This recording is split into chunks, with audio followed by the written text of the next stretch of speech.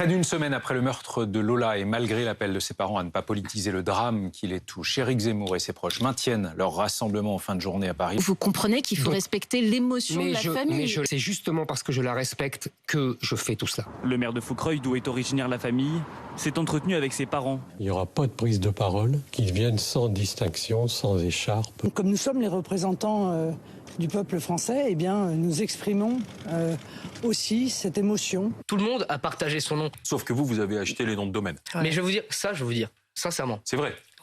C'est vrai. Est-ce que vous auriez fait la même manifestation si la suspecte avait été une femme française? Non. Pourquoi? Parce que tout simplement, cette femme algérienne est une étrangère, qu'elle ne devait pas être en France et qu'un crime commis contre un enfant française n'est pas de la même eau qu'un crime commis par les Français. C'est ce que vous appelez d'ailleurs un francocide. Absolument. On peut maintenant mettre un visage. On découvre donc le visage de la meurtrière présumée de Lola. La jeune femme en détention, elle est décrite comme ayant la tête sur les épaules, elle tient un discours cohérent. Vous pensez que cette suspecte a choisi cette petite fille, Lola, parce que c'était une blonde aux yeux bleus? Ah, je le pense, oui. On découvrira sans doute. J'ai lu un commentaire très intéressant d'un Marocain qui expliquait la tradition de sorcellerie dans les pays du Maghreb. Rien dans l'enquête n'indique que Lola a été tuée Parce qu'elle était française, blanche et chrétienne. Mais ça n'empêche pas de dire que les personnes, on va dire les choses, français touche, bien blanc, bien Jean-Michel, si vous voulez, d'accord, si elles commettent le moins de crimes, pour rebondir sur ce que dit sanction absolue. Je pense qu'une minute de silence n'est jamais une récupération politique. Ça peut donner l'impression que c'est la seule façon que vous avez trouvé d'exister. On file à Londres un mois et demi après la nomination de la première ministre britannique. On l'écoute, elle fait une annonce.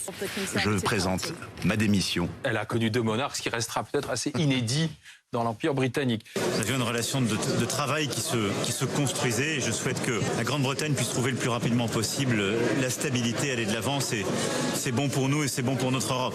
5 candidats, mais parmi les candidats, eh bien, Boris Johnson. Boris, saison 2, c'est ça. Le Times croit savoir que Boris Johnson a l'intention d'être candidat. Il n'y a plus que 2 sites de Total Energy en grève ce matin. Gonfreville en Seine-Maritime et le dépôt de Feyzin près de Lyon. Au fil des jours, on va voir une amélioration. Pas d'attente avant d'arriver ici à la pompe. Le problème dans cette station, c'est qu'on n'a pas eu de samplon depuis bientôt une semaine.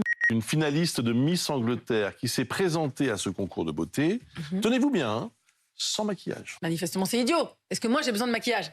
Oui, bien sûr. Bon, c'est pas grave. Que les gens nous complimentent quand on est vraiment soi-même, ça veut dire beaucoup plus encore. Moi, quand je sors de chez moi, je mets plus de maquillage. Hein, quand je vais faire des courses, tout ça, moi, j'ai vraiment arrêté. Moi, ah bah voilà, bravo. Ah, regardez. Bravo. Vite, rentrez l'antenne. Vite. On veut pas voir ça jusqu'au bout.